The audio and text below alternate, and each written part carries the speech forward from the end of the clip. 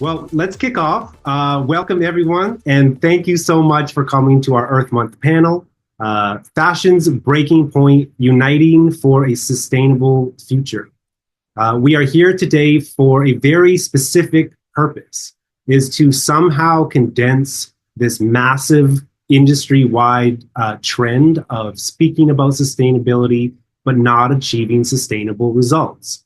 And the purpose of this presentation is to, as clearly and concisely as possible, address the whole fashion supply chain as well as our consumer consumption habits, and try to pinpoint some of the major areas of improvement that we can make collectively as brands, as consumers, or as just change makers in the industry. I'm so grateful to all of the incredible nonprofit organizations who have agreed to come speak to you today. You're going to have the pleasure of hearing from some of the most experienced and knowledgeable people in the industry at the front lines of sustainability, fighting the battles and being the spearheads of some of the most amazing initiatives that we have available to us. So welcome, you're in for a treat. We only have 1 hour, so we're going to move very quickly, and there will be time at the end for Q&A. So please stick around. If there's anything you have questions about or you want to dive deeper, we welcome your contributions.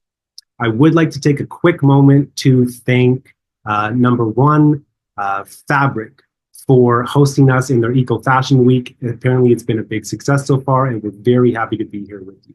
I'd also like to thank Fab Scrap, who is hosting this virtual event. We couldn't have done it without you, and we just appreciate the teamwork that everyone's contributing.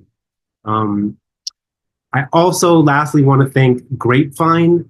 Grapevine is supporting this event and supports giving circles of all natures. I myself am part of a sustainable fashion giving circle with Jennifer, who is one of our panelists.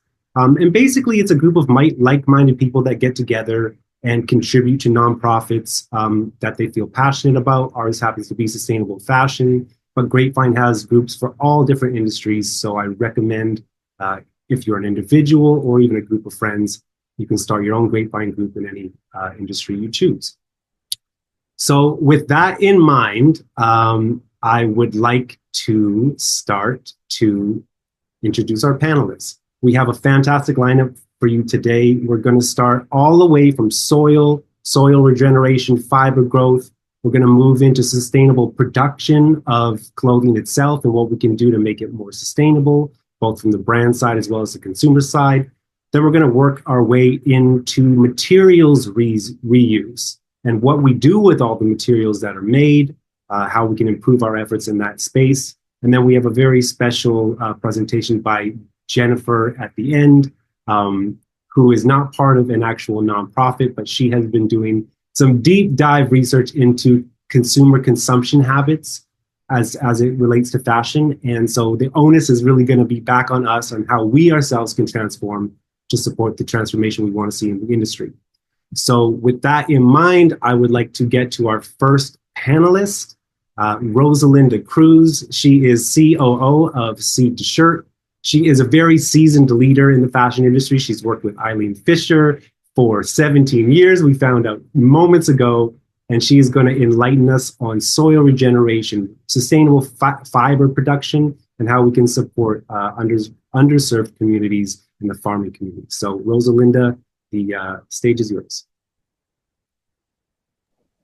Well, thank you so much for that introduction. And before I dive into regenerative farming, I just wanted to say that I've been in the industry since I was like 15 years old, kind of starting in retail and worked my way through the textile supply chain, as Joseph mentioned. And right now I'm kind of sitting at the intersection of fashion, textile, and agriculture. And one of the things that I find is that I'm still constantly like reconciling my love of fashion with my values around sustainability and equity. And despite all of this experience, I'm still learning, right?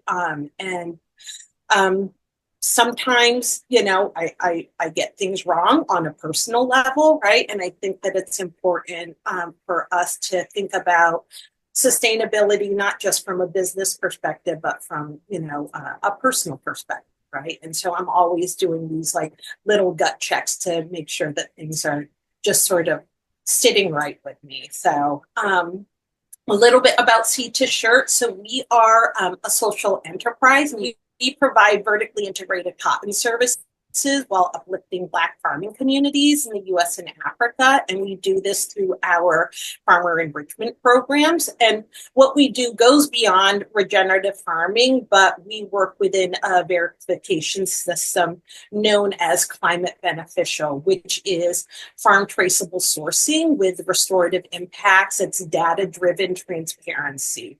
And I kind of like to compare it to the farm to table movement, right? So if you care about what goes into your body, how that food is grown and sourced, then the next progression is to kind of think about what goes on your body and how it is grown and sourced. So, like I said, we work within Climate Beneficial, which was established by Fibershed, and they develop regional fiber systems that build healthy communities and ecosystems. And later on, I can drop that link in the chat so that you guys can kind of dive into their work a little bit deeper. But through that system, what we're doing is implementing regenerative practices to rebuild soil carbon, increase water holding capacity of soil, renew biodiverse wildlife habitats, and also reduce and eliminate the use of synthetic fertilizers and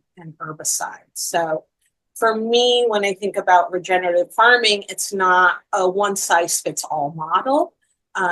It's principle based in its approach, and it draws from many indigenous and traditional farming systems.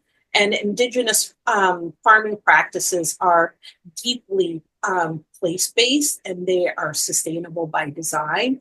And really, they are also rooted in reciprocity with the land, right? So many of today's regenerative and permaculture methods are really inspired directly from or drawn from these ancient systems. And one of the things that I always like to mention is talk about the topsoil. So the topsoil is where most of the nutrients, organic matter, and microbial life is concentrated. It's usually in the top 5 to 10 inches of the ground, and that's where plant roots live. It's where decomposition happens, nutrient cycling, and water retention also happens. It's the most vulnerable to erosion and degradation from tilling and overgrazing or even chemical use. And that soil builds very, very slowly under natural conditions. So for 1 inch of new topsoil, it can take about 500 to 1,000 years to form naturally. And in regenerative systems, we can accelerate that process a tiny, tiny bit with some of our practices, right? And there are over 30 practices that fall into regenerative farming, but some of the top practices are cover cropping and crop rotation, where you are growing a variety of crops like legumes, clovers, grass, and doing that during either off season or in succession or even together in the same plot. And this helps prevent erosion. It helps fix nitrogen levels and add organic matter. It improves soil biology. It can even reduce pests and improve just overall soil health. And then there's also composting and organic inputs, where you are using compost manures or other natural amendments instead of synthetic fertilizers. And this also helps to improve the soil structure as well as reduce chemical dependency. And it's also really important for farms who are transitioning to climate beneficial or regenerative farming practices. Another sort of top practice is minimal or no tillage. And essentially what this does is reduce how much the soil is disrupted by plowing. And so this helps build soil structure, it reduces erosion, and it also boosts carbon sequestration. But a couple of tips that I also wanted to share is that organic is good. I think that that's something that we are all familiar with. Regenerative is better, regenerative organic even better. But really what that does is kind of takes things a step further by restoring sort of soil health and the ecosystem. So a couple of things to look for are regenerative cotton and other natural fibers like flax, linen, and also supporting brands with a regenerative commitment. I know that some brands are actively working towards a regenerative supply chain. And also check to see if brands mention a certification or verification system like Climate Beneficial, which I had mentioned that we are a part of, and regenerative organic. I would also say choose brands, right, that name their farmers and farms, because transparency is a really great sign. If a brand is telling you where their fiber was grown and how it's grown, it's likely that they're investing in better practices. And then I would also say ask questions, right? If a brand isn't sharing or saying much about how they're sourcing, I would say ask them like where their cotton is grown, like are your materials sourced from a regenerative or organic farm? And I think that just asking these questions help push the industry forward. So I would say to oversimplify things, regenerative farming is really a way to grow crops that heal the earth instead of harm them. So, and by doing that, we can really create a more resilient supply chain. And when we source from regenerative farms, we're investing in long-term raw material security, climate positive fashion. So. Rosalinda, thank you so much. I appreciate that. I want to also add to everyone, if you do have a question in real time, you can drop it in the chat. We may get to it throughout the discussions, or we may address it at the end. I do have a question for you, Rosalinda. I have two. One, can you just quickly highlight the difference to us between organic cotton versus regenerative? For example, if we start to see these words, what's the difference? And then two is, what is the main reason mass growing does not adopt regenerative practices? And are there any initiatives that are we can support that are looking to change that? Well, I would say to answer the last question as to why people don't often adopt it, margins, right? Because I think that people are really trying to, one, in the apparel industry, the margins are razor thin, and adopting these practices can, sort of into your margins. So that's, I would say, the primary reason. And I would say that the biggest difference, to, again, oversimplify things, the difference between organic practices and regenerative is that regenerative is really restoring the soil health, right, and those ecosystems. It's taking into consideration the whole environment, right? Whereas organic is just really more about being mindful of what type of inputs you're using and isn't always adding nutrients back into the soil, right? So. And last question, as a wearer of fabrics, is there any impact on us in terms of how those fibers were grown? And if so, what are they? Yeah, I mean, again, for me personally, I try to only wear natural fibers and try to stay away from microplastics, just because there's been countless studies that show that, that's something that's absorbed into the body. But the same thing goes for other chemicals, right? I don't want to have all of these nasty pesticides, and chemical dyes on my skin. So our skin is our biggest organ, and I think that that we need to take care of it the way that we take care of the rest of the body. So. Beautiful. Thank you so much, Rosalinda. I really appreciate you, and we'll have chances for Q&A at the end. So thank you so much. Heather, thank you so much for saying a good place to start might be Good On You, an excellent resource. And Tom, hopefully we'll have a chance to ask your question about a list of U.S. manufacturers that do produce organic fabric. That is a great question, and I hope we have time to address it at the end. Our next speaker, so moving from soil growth, fiber growth, regenerative practices, we get to the actual production of fashions. And there's no one better to speak on this than our next panelist. Let me just get my list up here.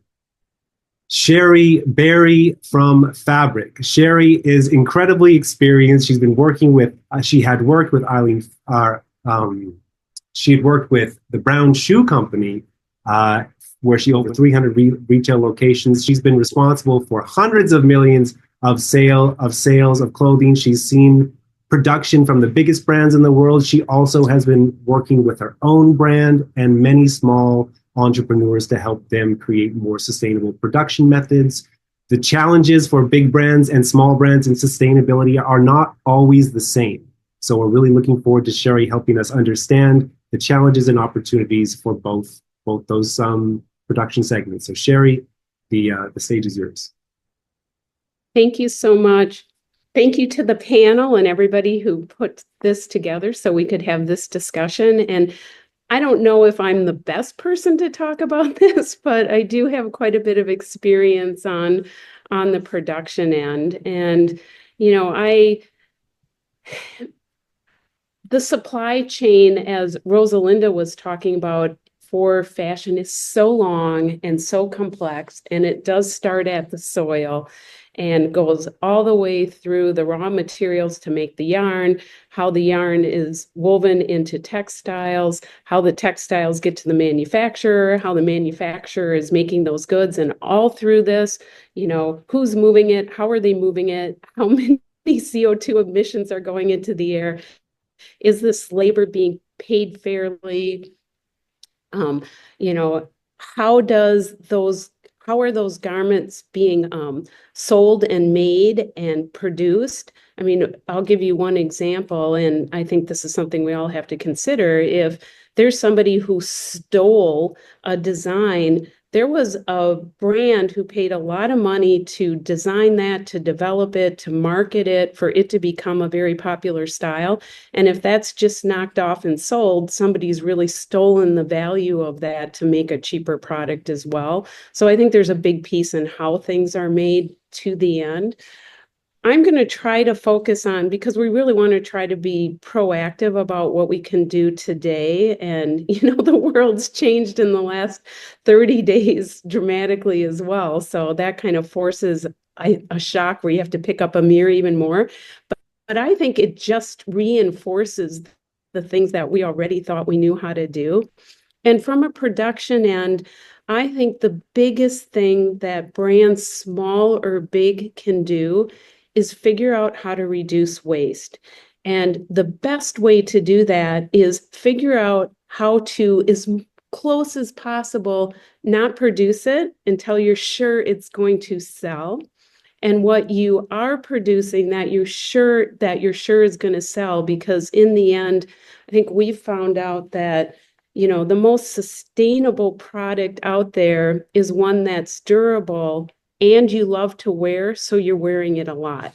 You know, more durable products are going to cost more. So if you hardly ever wear it, you're not going to get much value out of it, and it's not going to be worth it to you.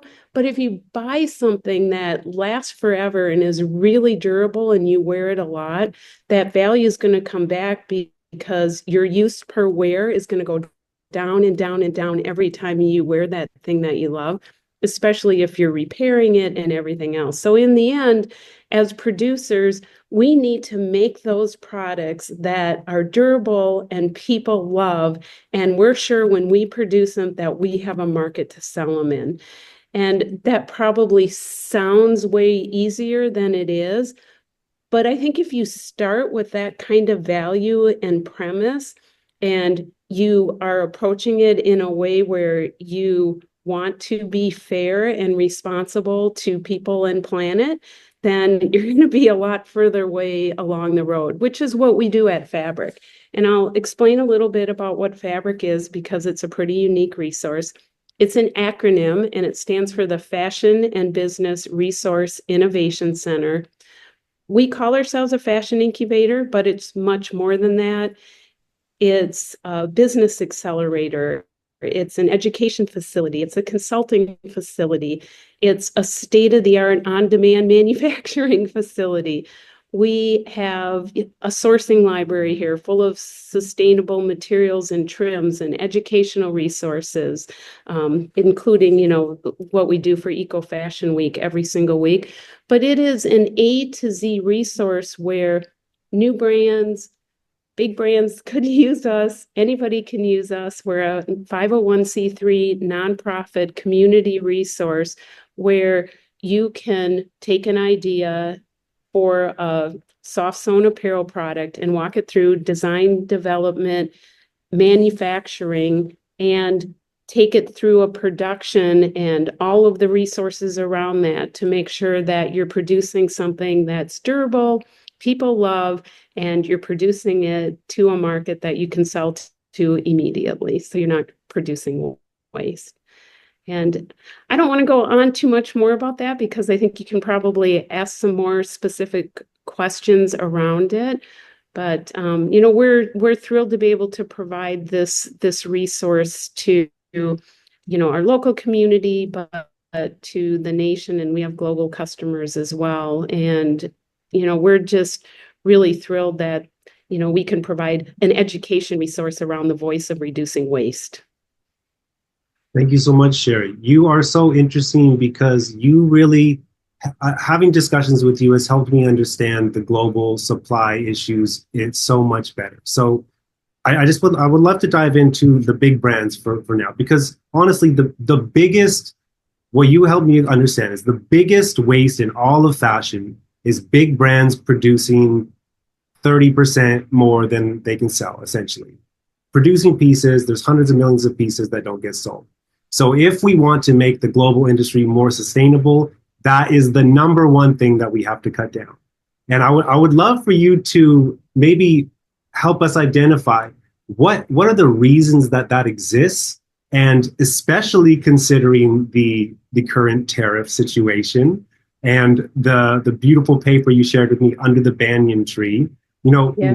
What is that solution? What does it look like, and how accessible is it, and how can we support it? Because to me, that's kind of like the golden key is that exact thing. So I would love for you to just help explain that to us if you have a second.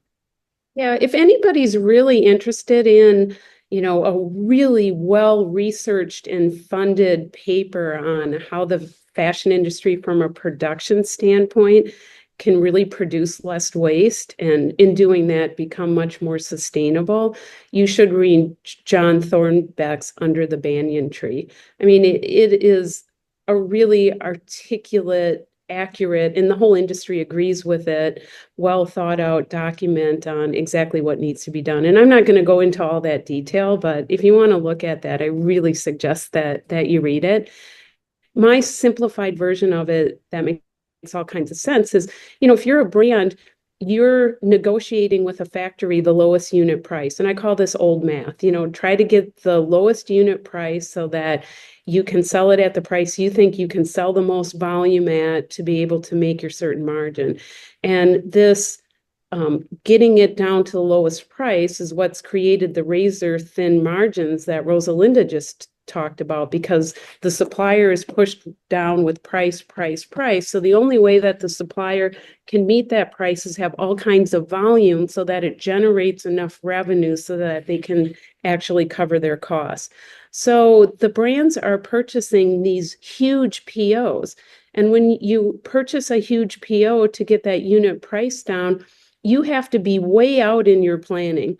So, I mean, a factory can't make a couple 100,000 garments usually overnight. They have to, get the materials and trims there and do the allocation resource, and those orders need to be plugged into each other. And so you end up with this seasonal lag time between when you decided which products you were going to make and how many, and when they actually land in the stores.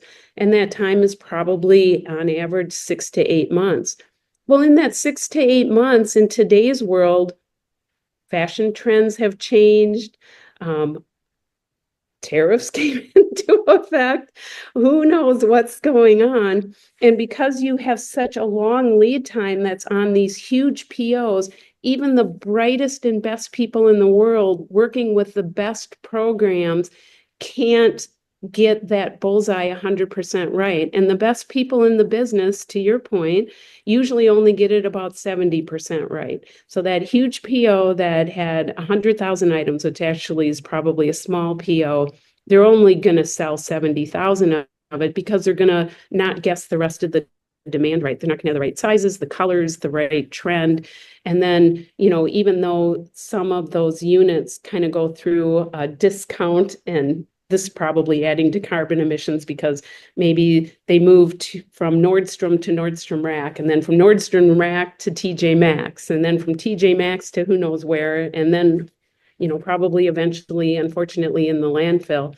That keeps going and going and going. And all of that waste, the money for that to get that lowest unit price is what could be reinvested in making that product in smaller batches closer to the customer to test demand so that you can fill to the demand as you're seeing the sales going. And yes, it's more expensive to make closer to your customers. And I'm not just talking about in the US. If you're in Europe, close to where you are there, or if you're in Southeast Asia, close to where you are there, but you're testing your local consumer so that you can fill to the demand instead of placing these huge bets. You're going to pay more for those units, but then if that core product takes off, then you can move it and do the larger volumes because then you're going to have a good sales basis to base it on. And this sounds pretty simple, and there are a lot of tools now, especially with AI, that can help brands figure it out. But I think the problem is operationally, it's a huge change for the people working at brands who do the seasonal design development. They're the ones who are placing the orders at the factory, deciding what they do. Those people operationally are really having a hard time moving and shifting to this whole new environment. And that's something I don't have an answer for. The smaller brands that Angela and I work with, they're all over it. They get it. They want to do it, bring on the AI and the technology, help me figure out how to make what I can sell and not any more of that. And, it just works. That's beautiful. Reading this article and speaking to you, I just want to paraphrase my understanding because this really was like a light bulb turning off for me. Currently, you have to order way ahead of time overseas, order 100,000, sell 30,000, get them 6 months later. Crazy wasteful. And that's the way fashion's always been. So the best way to resolve that is for buyers to collaborate with manufacturers. So there's more of an even deal. People are not just trying to get the lowest price possible and create space for like postponed orders. So it's like, okay, we're gonna order 60,000. We don't know that other 40,000 is going to come in. Let's wait 4 months to see what happens and then make a more accurate order later. So it's like just those communications helps resolve a huge aspect of the waste. And the second part is the time delay by using overseas manufacturing, because again, there's a huge time delay with shipping product, making orders. So it's super interesting right now because with the tariffs, there's even more reason to potentially bring manufacturing back towards the US or back on shore. It makes sense functionally, and it also now makes sense politically.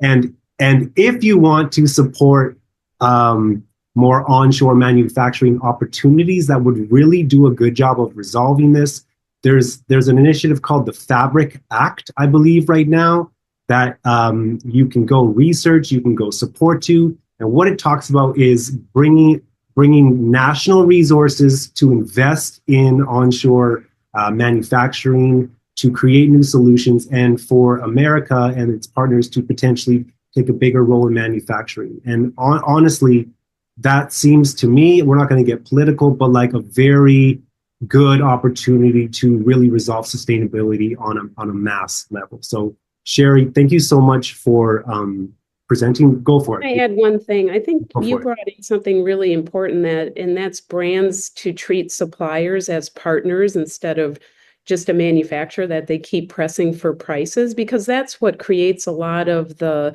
people and planet issues, because they're forced to reduce cost and reduce cost and reduce cost when costs are going up. And clothes are the one item that, if you accounted for inflation, are less today than they were 20 years ago. And that has been on the backs of people and planet. So partnerships, you're absolutely right. Partnerships with the suppliers is the way to go. And, I think we saw something that happened during COVID, and Fabric was kind of involved with this because we jumped in to make some reusable medical gowns for our local production, but we didn't really have a partnership.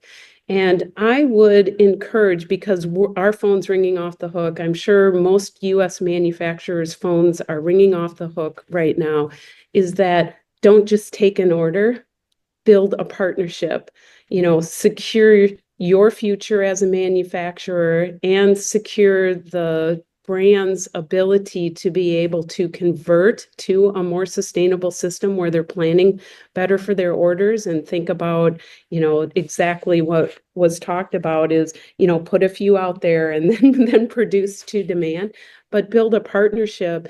And those kind of partnerships do need funding. That's why China grew its manufacturing so much. The government funded that.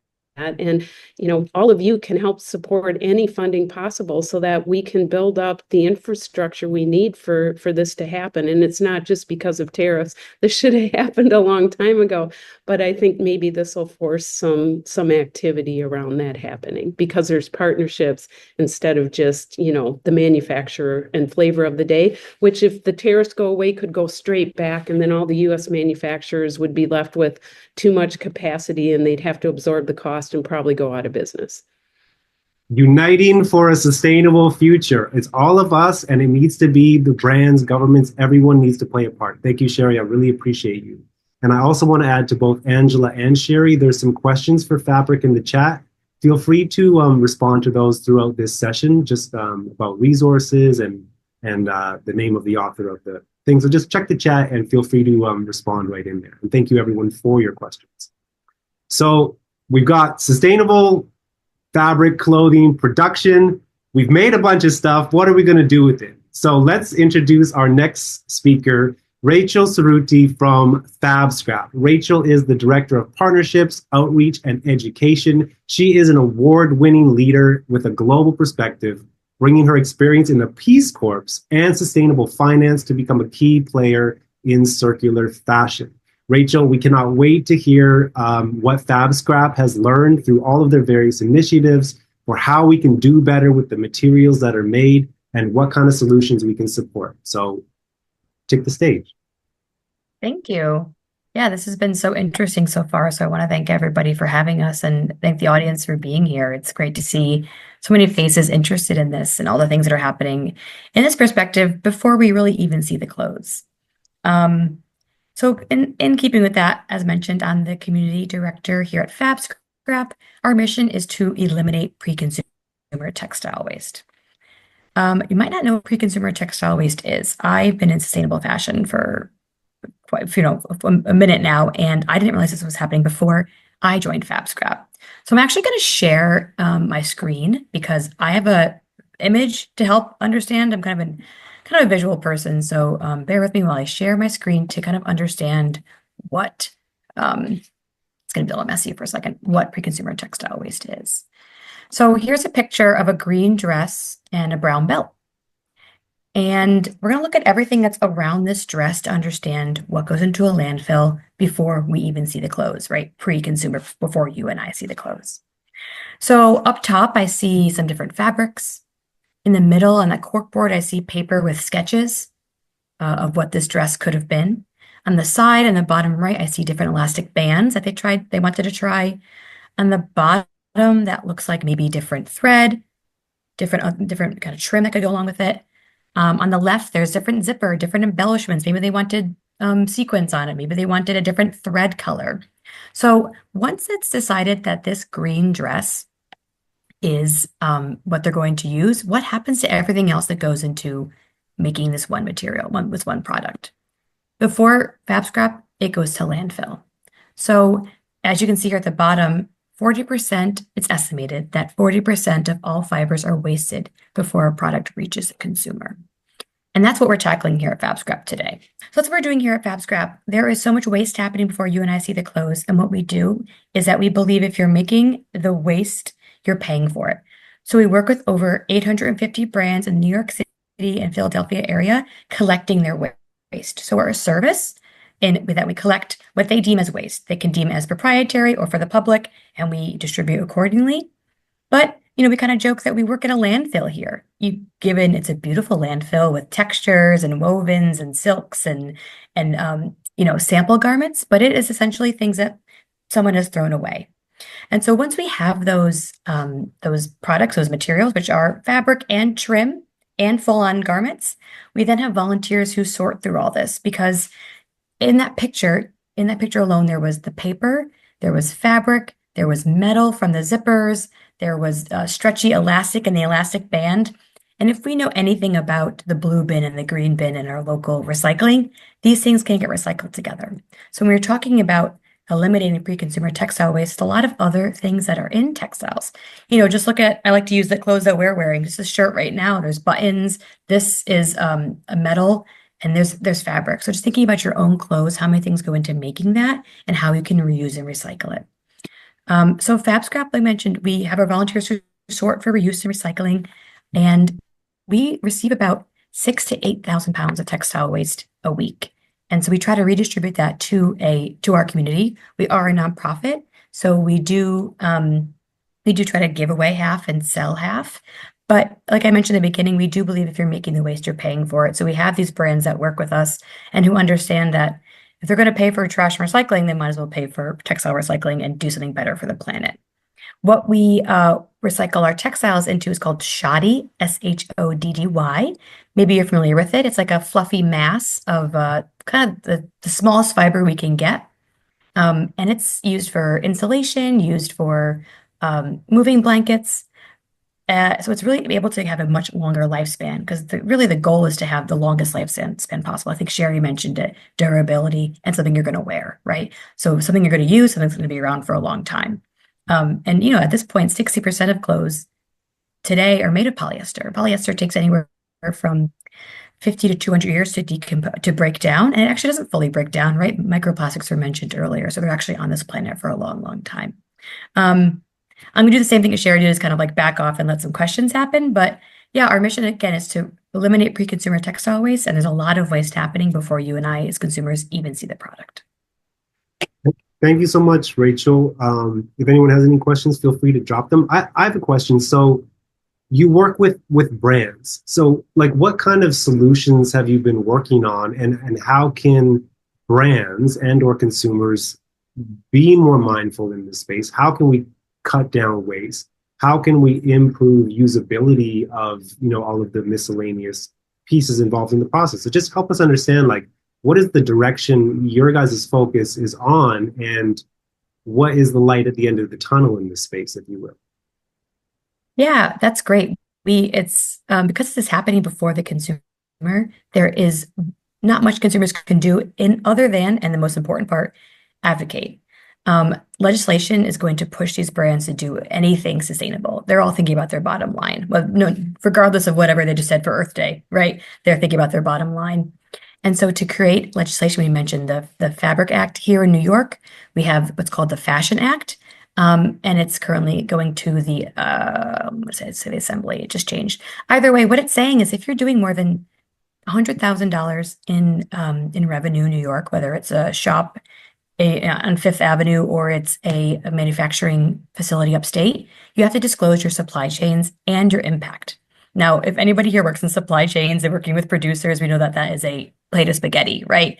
Something is grown here and then spun into yarn there and then made into a shirt here and then sent to the design studio in New York and slapped on a fit model. And then that sample is cut up and then sent back. You get what I'm saying? It goes all over. So a lot of these brands untangling and understanding their supply chain is a huge step forward. And legislation is really the way I see consumers can make a change. Now, advocating doesn't mean that you're doesn't necessarily mean you're going to your state capitol and you have a sign. It can be just understanding the problem, sharing the problem with your friends, right? Going home today and talking to your friends about this problem is a great way to be part of the solution. It's following people on social media who are advocating for this type of things. It's reading the books that we're sharing to get a better understanding. Because I always say you can't be part of the solution if you don't know the problem. But what things that we're doing at Fab Scrap here is we do go in, we work with our brands, and we have workshops about circular design, about zero waste design, on understanding the fibers and the fabrics that they're using. You know, are you creating something that's super trendy, that's going to be out of style to next week and be in the garbage the week after? Or are you creating something that's going to be worn time and time again and have a long lifespan? And again, to the point earlier of the durability, and to the point of Rosalinda said too, of, you know, I'm making something with cotton or with polyester. How long is this actual product going to be on this earth? And what are the implications of that for people on the planet? I'll end on the fact that many people don't know that these it's called samples or headers or swatches are a huge problem in the fashion industry. Basically, these production facilities will send boxes full of swatches of, look at what we can make, look at what we have to offer to you. And a lot of these, what we're understanding, a lot of these brands are not asking for this. So they're literally being shipped a box of waste. And it's just creating a really big problem. To that point earlier, about half of the fibers created are wasted before we even see the final product. A lot of that is in samples, is in what the possibilities are, not a fully made garment, but just little pieces or yardage that is just bought and never used, often stored in a storage facility. Many of our brands will just be clearing out storage facilities here and there and just dumping so many things that would have gone to landfill. I appreciate that. Two last quick questions. Is one, it seems like legislation does play a large role. We've talked about it several times, and that, you know, a lot of these brands are not going to change unless it's mandatory to do so. So for the individual person watching this now or later, like, what is the best way to engage with legislation? That seems almost intimidating and out of our reach in a sense. So what is the ways we can engage and have an impact on legislation? And then the second part is just talk a little bit about how we can be mindful as consumers. So once we have our pieces, what can we do to support the solution rather than contribute to the problem with our own clothing on a micro level? Yeah, totally. I'll start with sustainability looks different on everybody, right? But what we all can do every day and evolve is our values and our understanding about what we want to wear, what we feel comfortable in. You know, I think I'm echoing Sherry a lot, but if you don't like it, if you don't, it doesn't fit you, if you don't feel comfortable in it, you're not going to wear it, right? And that's doing no good in the back of your closet, because eventually it'll end up in landfill or developing economy's landfill. So I always start with secondhand. You can't go wrong with secondhand. That doesn't necessarily mean shopping. There's swapping. There, you know, if you ever had a hand-me-down, that's part of the whole solution. In addition to that, secondhand is repairing. If, again, to the point, if you don't feel comfortable in something, if something's too big or too small or doesn't fit the right way, you're not going to wear it. So going to a tailor, mending things, having things fit properly, thinking about styling things different ways. And to kind of further jump into this, it's actually, you know, the fashion industry, their marketing budget is huge, and they know more about us than we know about ourselves. So what they're trying to do is they're playing into the fact that when we shop aspirationally. I buy a pair of pants that's a little too small for me because I'm going to lose that weight, or I'm going to buy this dress that is this crazy party dress because I'm going to be invited to a party like that. So what they do is they create this aspirational way of shopping. And it ties back into truly understanding your values, understanding your style, understanding where you are right now, and consuming the clothes that fit where you are right now, and using your community to swap or rent or buy secondhand. I think a good way, you know, some tips for this. If you are a secondhand shopper like myself, I always find myself in a thrift store. I don't know how I end up there, but I wander in. I have in my notes app all the things I'm looking for. So if I'm not just buying frivolously, I'm actually searching for something in that thrift store and getting something I actually need.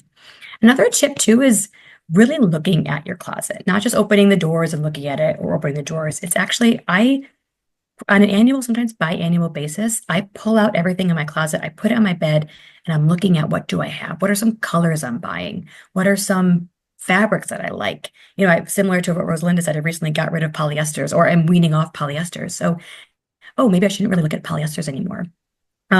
A last trick I'll kind of send you off with is there's a few ways to do it, but if you have hanging clothes, or even if you don't, you just mark the clothes that you're wearing. You know, if it's a hanger, maybe you hang it the wrong way or a different way after you wear it, or you put a little sticker on it. And after a while, you'll visually see, okay, I'm wearing this, I'm not wearing that. Oh, I'm wearing this type of thing, or I'm not wearing this. That actually helped me understand that I buy so many horizontal stripes and I don't wear horizontal stripes. So that helped me understand that even though I love it at the thrift store, I love it, you know, wherever, it's something I don't actually wear. And I've actually been able to eliminate that purchase and just understand my style better. And last thing I'll end on is that style is always evolving, right? Getting rid of things is okay. Just get rid of them in a sustainable way that is that applies to your values. Thank you so much, Rachel. I appreciate you, and we'll have a couple of minutes at the end for more questions. So that brings us to our final panelist. I am super excited to introduce everyone to Jennifer Inaba. She is a fellow member of our Grapevine Giving Circle. She was a featured TEDx speaker, and she is a PhD candidate in sustainability education at Prescott College in Arizona. Her research focuses on the environmental and social impacts of fashion consumerism, with an emphasis on consumer education and consumption habits. Jennifer, I cannot wait to hear some of your conclusions from your dissertation and how we can have it all, in a sense, how we can still be individual, how we can be unique, how we can enjoy fashion, but be very mindful of our purchases and our impact on the industry. Looking forward to your talk. I've been looking forward to this for a long time. So the stage is yours. Awesome. Thank you. And honestly, we're going in the right direction with the building of all of these conversations so far. I think you'll see it's all kind of peaking in this this presentation that I have today. There's so much overlap in what all three of the other panelists have shared. So I think it's kind of cool to see it come together in this culmination, and just love these three other nonprofits, and so excited to be sharing this space with you. And thank you, Joseph, for bringing us all together. But yes, as Joseph said, I really consider myself kind of at this crux of being a sustainability advocate, being a communication strategist, a researcher. I've spent just over 2 decades of my life really working at this intersection of environment and fashion and communication. So I'm really coming from things with this environmental conservation lens, less from being on the inside of fashion, which I think gives me a little bit different of a perspective. I've worked several years leading conservation efforts, climate advocacy out here in the American West, and led several publications. So I have this journalistic lens that I take on things. And now I'm leading global research at a nonprofit on fashion and textiles. So I always take with me all of these experiences and trying to bridge the gap between knowledge and action, really helping people and industries find their way to be more responsible as they move forward. But really what brings me here today is not even any of that, though that informs my perspective, obviously, but that's my day job stuff. What I'm here for is what fuels that, but is also more my personal passion. Like Joseph said, I'm working on my PhD. I actually just gave my dissertation presentation to my committee right before this, and I should be graduating and walking in 2 weeks. So this is so exciting. It's a good timing to be here, and so fun to you guys get to be the first group to see little snippets of this. So very honored to share it. But yeah, my research really does focus kind of in this consumer consciousness area and explores this question that's really deeply personal and very widely relevant. It's this idea of how does our relationship with nature influence how we consume, and especially, what we wear in our clothing. So at the heart of the research that I do is this belief that reconnecting with nature can transform how we relate to the clothes that we wear. So I'm looking at this intersection of what I call ecological identity, which is just, our sense of connection to the natural world, and consumer identity, which is how we see ourselves reflected through the clothing that we wear. And so because I come from this strong journalism and communications background, I use storytelling for my work. And so what I'm doing is I'm going out there and I'm collecting and I'm analyzing personal narratives memories people have of special garments, meaningful experiences in nature, to help me better understand the values and the behaviors and those emotional drivers that are shaping our consumption habits. So in simple terms, think of it as like, when people share a story about their favorite jacket that they wore on an awesome mountain hike, or a handmade scarf that they have from their grandmother, they're actually revealing much more than the sentimentality when they're sharing that story. They're sharing us about their connection to nature, to memory, to craft. And those stories can inspire care and responsibility, and even a little bit of joy in acting sustainably. But as we all know, it's nothing new to us. Like, we're all very aware that the fashion industry is the most resource intensive, polluting industry, one of the most on the planet. And it's really just designed for this speed and volume in mind. Fast fashion, trend cycles, overproduction, all the things that we've been talking about. So even though people may say they care about sustainability or they care about the environment, their behavior is not always aligning. It's not really matching up. So why is that though? And really, it's, we have a system that's not built to make mindful choice, mindful consumption easy. We're constantly targeted with ads, surrounded by convenience. You can just click and have it show up at your house in a day. Even when we think we're doing the right thing, we're fed misleading claims through things like greenwashing. And on top of that, there's this deep-rooted disconnect between people and the natural ecosystems that provide these raw materials for our clothing. We just don't think about it. People just think clothes just magically appear at stores. They don't really realize the natural fibers or the animal fibers that go into making their clothing. And so a lot of the work I do is being a proponent for mindfulness.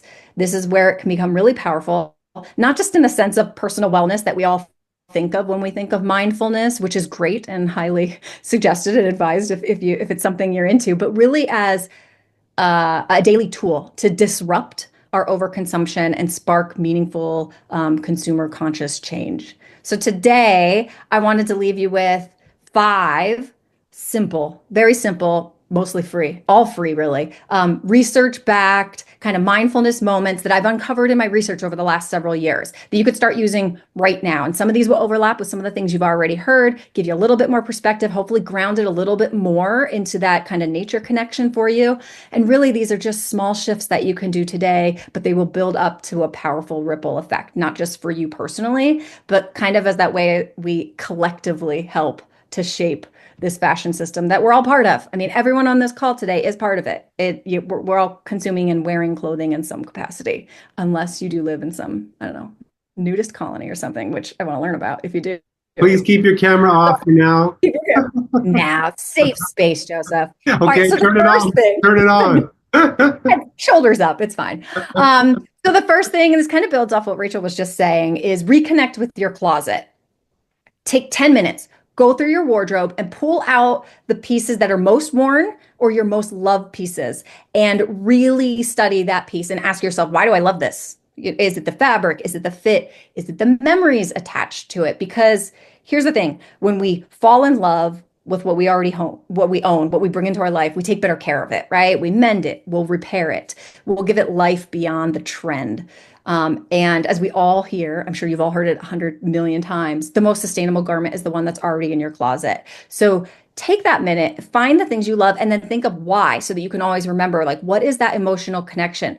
One of the biggest things that rose out of my research that I'm completing right now for my dissertation is this idea of emotional durability, which I think is so lovely because it's connecting what some of the other panelists have said, durability in the functional sense, but emotional durability, that it stays connected and part of your life for a long period of time. That is something that's really, really prevalent in people's consumer and ecological identity. So when we can find those pieces that tap into both, it's like gold star. The second thing is to pause before you purchase. Before buying anything new, always ask yourself, do I really need this? Or am I just bored, stressed, or trying to fill a void, which is often the case in a lot of these situations. So instead of scrolling and trying to find the next item, I always advise, and the research shows, take a step outside, go for a walk, listen to the birds chirping, feel the sun on your skin, walk through the grass, touch a tree. Research shows that spending time in nature will help cultivate empathy and perspective. These are 2 very important qualities that can directly influence more mindful consumption. The third thing is to think about the people and the planet behind your clothes, because I get it. You could do the best ever. You can dig through your closet, comb through it 1,000 times because you're looking for something. You can go to every single thrift store and secondhand, borrow from friends, and maybe there's just sometimes that you just have to get something new. That's life, and that's okay. I don't think any of us on this panel is here to like villainize or judge anyone. We get it.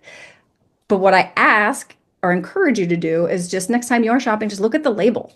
Look at where it was made, what it's made from, like what are the fiber, the materials, and then think about like the hands that sewed those seams, the water used to dye the fabric, the crops that were grown to make the fibers.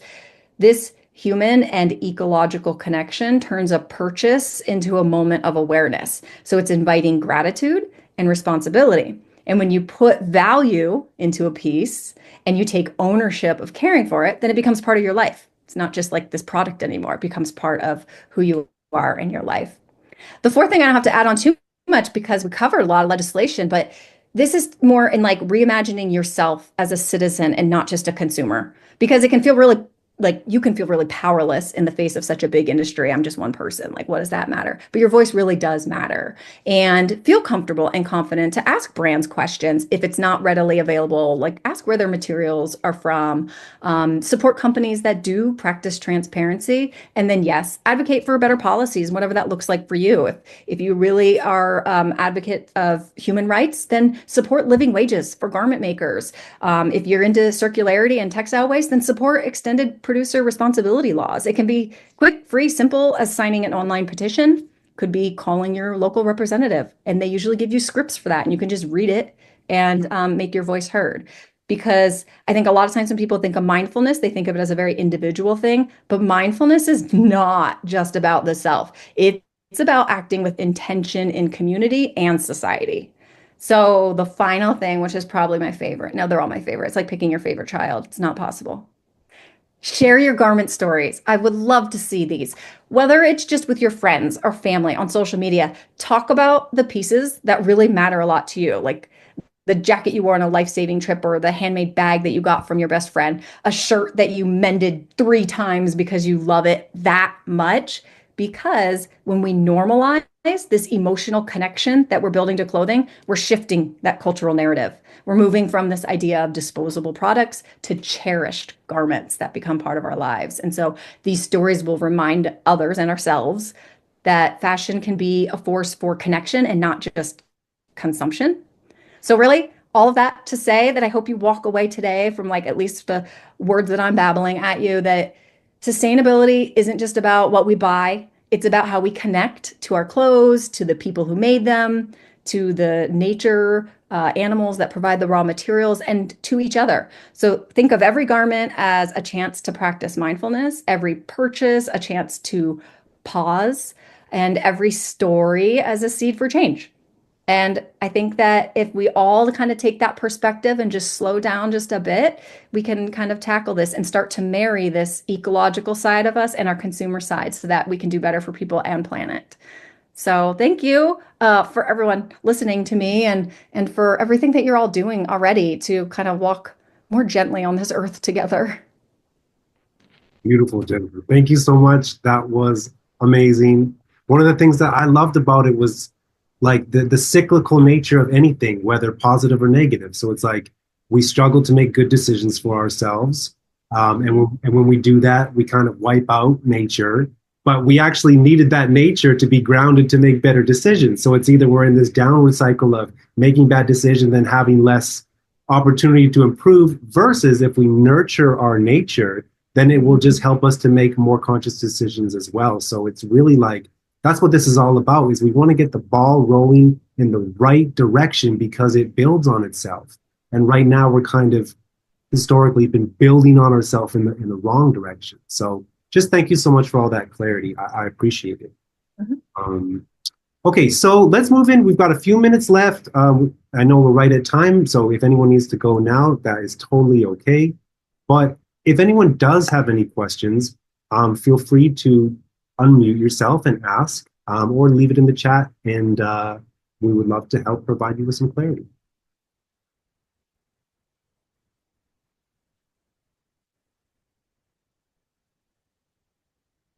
And until we hear someone, I'm going to go to some of the questions that are in the chat already that we haven't resolved. So one person asked, is there a list of US-based manufacturers that produce regenerative or organic fabric? Rosalinda, I would love for you to provide us with some clarity on that. Yes, and I did also drop in the chat the link to the Climate Beneficial website. And so some of the brands that we've worked with are Carhartt, Koyuchi, Reformation, Mara Hoffman before things went down. But yeah, so there are quite a few. And trying to think if there's any others that I listed, but they do have a list of those brands on that website. Beautiful. And also, I'd like to open it up to any of the panelists. You're welcome to ask a question as well if something another panelist said that invigorated something in you or curiosity. This is a collective nature event, so feel free to pipe up and just dive deeper into anything anyone else has said. I'd actually, just to add on to that question, to approach it from, if you know a brand and you're wondering what their practices are, I really like Remake's Fashion Accountability Report. They do it every year. And it's really eye-opening. They have a great, vast, expansive list of brands. You can see what their chemical dyes are, where they manufacture, different, policies here and there. So that's also a good one from the opposite side of things. Thank you, Rachel. Anyone else with any immediate questions? I know we're at time, so we'll keep it short, but the last chance to ask while we've got this plethora of valuable experts in the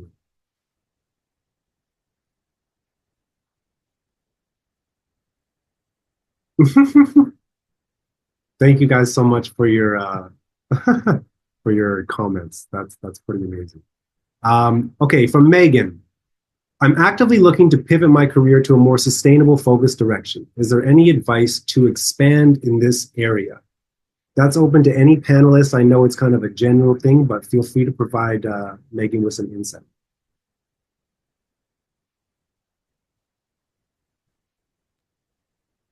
I'm happy to jump in again. Mine's super quick. Join local communities, local sustainability communities, prepare or crafting clubs or a local hike group, things that are sustainable. That's where people are hanging out in the sustainability field. That's where we make those connections, because I think we all know it's kind of who you know in this world. So meeting them organically will be even better. Yeah, and I'd like to add, Megan, like your question is pivot my career to a more sustainable focused direction. So it seems like you're still very broad in your determination of sustainability. And as you can see in this panel, like there's all kinds of areas you can get involved in. So, just start to research, start to get a taste of different areas, see where your passion is, and then dive deeper into that area that really resonates with you. Because again, there's a million different aspects to sustainability, and they all need advocates and leadership. So find one that feels like it's a good fit for you, and start making an impact. So once again, just out of respect for everyone's time. Oh, we got one more question from Astrid. Rachel. Sorry, my thing keeps going. Do you have a breakdown on how you redirect your textiles, e.g. give back to community versus recycled for other purposes like insulation? Fantastic question. Yeah, totally. That you can find on we're a nonprofit, so our annual report is public. That's on our website. You can find that breakdown there. On top of that, each brand we work with gets a client impact report, so they can see how much was reused, how much was recycled, how much was waste, and CO2 equivalent saved. So yeah, I would definitely direct you to our annual report, and actually our 2024 is dropping any day now, so you can get an updated version there too.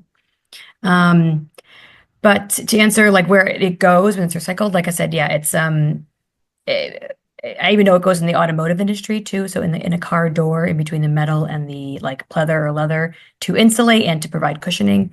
There's a big market in the automotive industry. Did I say stuffing dog beds? We have people come in. We've actually had people who own like karate or martial art gyms and stuff their like punching bags with it. So multiple uses. Beautiful. Well, everyone, I just wanted to say one big thank you to everyone who came today. This was fantastic.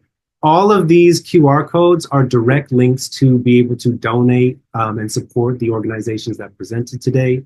We'll be sharing more links and information, for example, about Jennifer, if you want to see more about her work or how to support any of the initiatives we've talked about. So thank you so much, everyone, for sticking around. Feel free to reach out if you have any questions, and hopefully you learn something and can take action to help support a sustainable world, which, as we talked about at the beginning, sustainability is our natural state. It shouldn't be that hard. Let's just believe we can achieve it, and it'll be amazing to see what we do. Thank you again, everyone, and have a fantastic rest of Earth Month.